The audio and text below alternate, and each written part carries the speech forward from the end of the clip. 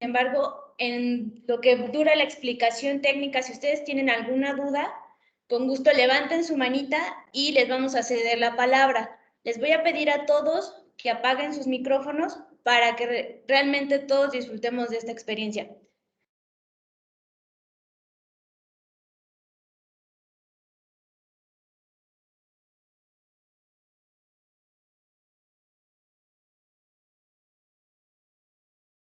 Nos van a estar acompañando el ingeniero Guillermo Cruz Villa. Él es egresado del Instituto Politécnico Nacional de la Unidad Profesional Interdisciplinaria de Ingeniería y Tecnologías Avanzadas, la UPITA. Él tiene 15 años de experiencia y cuenta con más de 500 obras ejecutadas. También nos acompaña el ingeniero Carlos Román Rivera. Él es ingeniero electromecánico.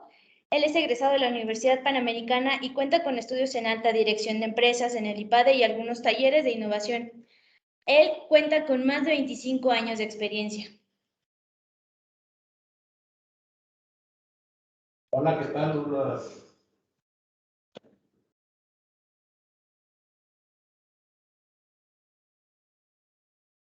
Hola, ¿qué tal? Buenas tardes a todos. Muchas gracias por su atención y los minutos que nos van a ceder para poder explicarles el webinar del día de hoy. Es muy interesante, esperemos que a partir de esto que nosotros les expongamos surjan las dudas que les ayuden a ustedes a definir en sus proyectos este tipo de equipos que ahora en la actualidad son muy necesarios. Voy a empezar por la parte del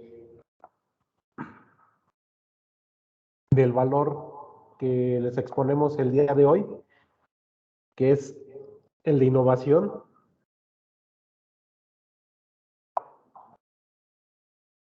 Ayuda a construir una cultura de creatividad en donde se pueden tomar riesgos. Bueno, pues ese es nuestro valor de CIPSA. El día de hoy les presentamos. Y bueno, comenzamos por la parte de las definiciones. ¿Qué es la energía y cómo se manifiesta en las diferentes partes que componen nuestra vida diaria? Pues está en la parte física, que es la capacidad que tiene la materia para producir un trabajo. Se manifiesta como movimiento, luz, calor. También tenemos una manifestación en la parte psicológica, que es la capacidad y fuerza para actuar física o mentalmente. Y tenemos una manifestación de la energía en la economía, que es la capacidad de recursos naturales explotables para generación de trabajo. La siguiente.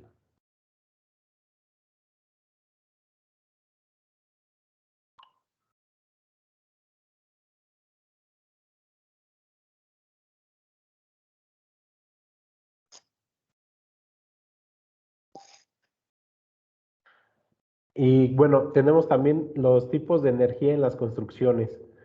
Los tipos de energía en las construcciones, tenemos pues la más común que la mayoría de nosotros conocemos y con la cual interactuamos todos los días, que son la eléctrica, que es para el encendido de iluminación y equipos de HVAC, de bombeo, de transporte. Y bueno, esta parte de la energía eléctrica es la que conocemos desde hace años y de la que comúnmente nosotros interactuamos todos los días para poder realizar nuestras tareas, nuestros trabajos, nuestras actividades. Pero en los inmuebles existen también otras energías que están interactuando con nosotros muchas veces sin que nos percatemos de ello, ¿no? Y tal es la parte de la energía térmica, que se manifiesta en la parte del agua helada y el agua caliente o el vapor para mantener las condiciones de temperatura y confort dentro de nuestras instalaciones. Tenemos otro tipo de energía que pues, son la parte de los fluidos, que viene siendo aire comprimido o materiales a granel, como también pueden ser petróleo, gas, entre otros. Aquí en los tipos de energía y lo que hay en las construcciones, es muy importante hacer saber también a todos los que administran un inmueble, un edificio, que entre mayor número de mediciones se tengan de las manifestaciones de la energía, se tendrá un mejor control del consumo de esta energía. Como saben, pues en la actualidad los insumos y todo lo que es la parte de los energéticos cada día tienen un costo mayor. De ahí su importancia para poder nosotros medirlos y a su vez controlarlos. Recuerden que no podemos controlar nada que no podamos medir. Es por eso que es muy importante que tengamos la medición de las diferentes energías y consumibles que tenemos en nuestros inmuebles. En el caso de CIPSA, que pues, nuestro fuerte es el HVAC, hace ya cerca de 10 años empezamos a implementar en nuestros proyectos y a ofrecer lo que son los medidores de energía para los sistemas de aire acondicionado, que son, nosotros comúnmente los conocemos como medidores de BTUs, ya que es la unidad, el BTU que se usa, el BTU es la unidad de medida para la energía en el aire acondicionado. Hemos tenido varios casos de éxito, de los cuales pues, les vamos a comentar al final de la presentación y para que ustedes sepan y vean con la experiencia que nosotros hemos tenido cómo lo podrían implementar en sus inmuebles o en sus comercios, incluso en casa habitación. A continuación va a continuar mi compañero Carlos Román con la presentación. Muchas gracias.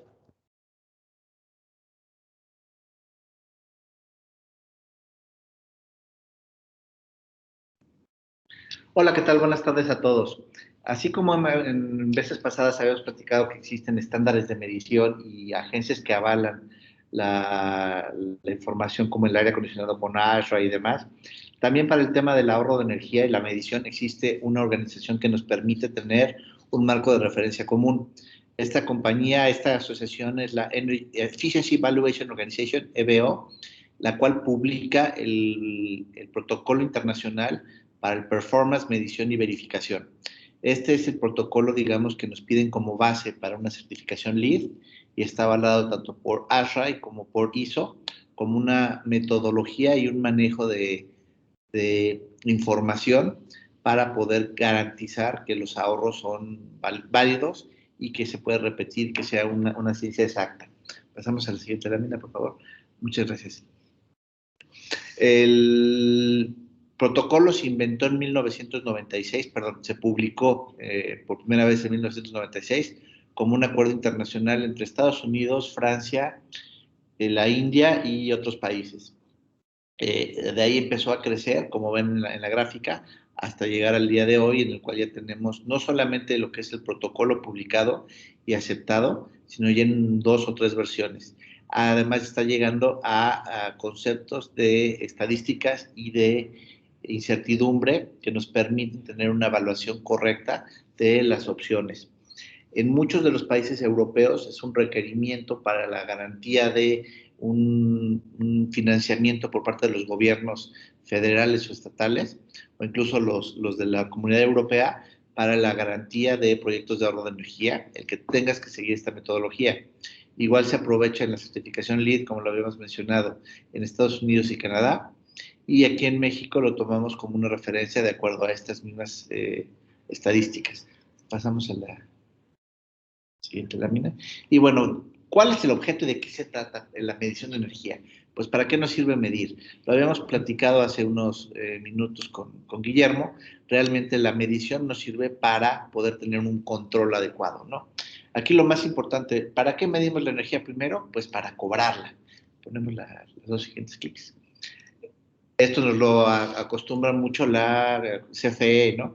¿Por qué? Pues porque simple y sencillamente nos tienen que cobrar la luz o nos tienen que cobrar el gas que consumimos o la energía eléctrica o etcétera, ¿no? Pero también tenemos que garantizar un mejor manejo de la eficiencia y de los ahorros. Más adelante explicaremos esta gráfica que tenemos de la línea base de energía y los ahorros reportados por cada periodo. Bien, la medición eléctrica es la más sencilla que podemos manipular y la que casi todo el mundo entiende porque todos tenemos nuestro medidor en casa que nos está contabilizando valores como el voltaje, la corriente, el factor de potencia. Estos tres valores se juntan y nos dan los kilowatts o los kilowatts hora, que es la cantidad de energía gastada en determinada instancia. La medición puede ser monofásica, en la cual nada más medimos una fase contra su neutro, es lo que tenemos en la mayoría de las residencias. Bifásica, en algunas casas y en algunos talleres mecánicos o eléctricos pequeños, o la trifásica que se utiliza ya en dispositivos comerciales, edificios grandes, edificios industriales, en los cuales se cuenta con tres fases, la alimentación de tres fases eléctricas que trabajan en conjunto para dar la potencia a motores cada vez más grandes. El sistema de medición se basa realmente en unos dispositivos que tenemos aquí a la derecha, que se llaman CTES, Current Transducers, o transductores de corriente, que comercialmente los llamamos donas, por su apariencia como este alimento. Estas donas tal cual lo que son bobinas que reaccionan a la corriente que corre por el cable medido y generan una señal que es medible de la cantidad de corriente. El medidor también tiene un sensor conectado físicamente al cable que estamos midiendo que mide el voltaje. Y en esa comparación en tiempo real, punto a punto de los elementos, se concentran en un medidor como el que tenemos a mano izquierda, en el elemento ese blanco con botones azules, que va guardando la información y la va comparando de manera periódica. Se puede hacer de manera instantánea, en la cual se está grabando en tiempo real los elementos, o por periodos, un golpeteo cada minuto, cada 15 minutos, cada 5 minutos, etc. En las residencias tenemos el watorímetro, que básicamente es un elemento con un pequeño motor que va girando conforme va pasando la corriente asociada en casa y va sumando de manera directa electromecánicamente el consumo eléctrico. A nivel industrial o a nivel comercial hacemos equipos electrónicos como estos que se comunican por protocolos de comunicación, ya sean BACnet o Modbus, a sistemas integrales de información. La CFE a los usuarios de alta demanda, a los usuarios industriales, a los centros comerciales, a los edificios de oficinas, a las fábricas de alimentos, bebidas, farmacéuticas, etcétera, les cobra de manera diferenciada dependiendo de la hora del día, porque cuenta con tres tarifas, una tarifa base, una tarifa intermedia y una tarifa pico, que depende de la zona del país, es el horario en el cual aplica cada una de ellas. Por ejemplo, aquí en la Ciudad de México, la tarifa base es de 12 de la noche a 6 de la mañana, la intermedia de las 6 de la mañana a las 6 de la tarde, y de las 6 de la tarde a las 10 de la noche es tarifa punta. Esta tarifa punta es la más cara, esa cuesta muchas veces más que la tarifa base. Entonces la medición también cuenta con en qué momento te están tomando la medición y sobre eso podemos establecer patrones de ahorro de energía buscando que el consumo en esa hora punta sea más barato, ¿no? También existe un detalle que se llama factor de potencia, que es qué tan desfasada está la señal de voltaje respecto a la señal de corriente, o digámoslo pensando como qué tan fuerte es el jalón de corriente que dan los motores, poniéndolo como una analogía simple, que entre más bajo sea este valor, más caro nos cuesta la energía. La CFE nos cobra una multa si tenemos un factor de potencia menor al 80% y nos da un bono si tenemos un factor de potencia superior al 90%. Esto quiere decir que si nuestra corriente está bien alineada con el voltaje, en nuestra instalación eléctrica, la CFE nos cobra un poquito menos de factor de alimentación. Entonces es muy interesante porque podemos ayudar a nuestros clientes al tomar una medición en tiempo real de su instalación, y si vemos que el factor de potencia está muy bajo, se le puede ayudar a corregirlo con bancos de capacitores o acomodando bien su circuitería eléctrica. Pasamos a la que sigue. La que sigue es la medición térmica, y aquí nos vamos a enfocar un poquito al mercado del aire acondicionado, en el cual pues somos tenemos el pan nuestro de cada día, ¿no? La medición térmica se basa precisamente en garantizar cuánto volumen de fluido se mueve a través del sistema y la diferencia térmica que existe entre ellos. Entonces, al nosotros medir la diferencia de temperatura en un circuito de agua helada, por ejemplo, en una manejadora, y medir la cantidad de galones por minuto, podemos determinar cuántas BTUs hora o cuántas toneladas de refrigeración está afectando ese serpentín. O viéndolo al revés, o un chiller. Podremos verificar cuánto es la medida de consumo de un enfriador o la medida de consumo de una manejadora o de un fan and coil en base a estas medidas. Este sistema de medición es útil, por ejemplo, en edificios de oficinas o centros comerciales para poderle cobrar al inquilino o al usuario final el monto de la energía realmente que aprovecha el sistema y ya no trabajar por un sistema de igualas por metro cuadrado, sino realmente en base al consumo que tengan. ¿Por qué es esto importante? Porque no es lo mismo el consumo que tiene una discoteca al que tiene una tienda de ropa o una sucursal bancaria a un restaurante o un cine a un gimnasio. Porque los horarios, porque las zonas, porque el tiempo es distinto. Y podemos aplicar esas tarifas eléctricas móviles que nos da la Comisión Federal de Electricidad al uso de energía térmica en el equipo de aire acondicionado. Esta fórmula de cálculo de la energía térmica en fluidos como el agua helada o como el agua caliente también aplica en el aire acondicionado per se, en el cual si medimos correctamente los CFM o los pies cúbicos por minuto del aire y vemos la diferencial térmica entre una manejadora, entre el aire de retorno y el aire de inyección, podríamos también calcular la eficiencia térmica del equipo mecánico. Estos dos valores nos permiten empezar a ser analíticos de performance o de calidad del servicio del equipo de aire acondicionado. Y con eso podremos evaluar si el sistema requiere un mantenimiento preventivo o predictivo en cuanto a la limpieza de los serpentines o la calidad de apertura de una válvula, esta clase de cosas. Entonces, la medición térmica se combina con la medición eléctrica y nos permite tomar decisiones en base a esos datos día a día y a su análisis de consumo día a día que permita tomar una decisión inteligente de operación. El siguiente sistema de medición de energía es la medición de masa de fluidos. Fluidos como el petróleo, como el gas, como el químico del desarrollo dentro de una pintura, una fábrica de alimentos, medicamentos, etcétera, ¿no?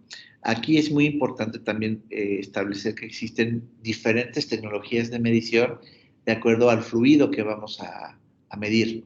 ¿Y por qué es importante? Porque no es la misma densidad, no es la misma característica química, no es la misma agresividad o viscosidad que tiene un elemento u otro.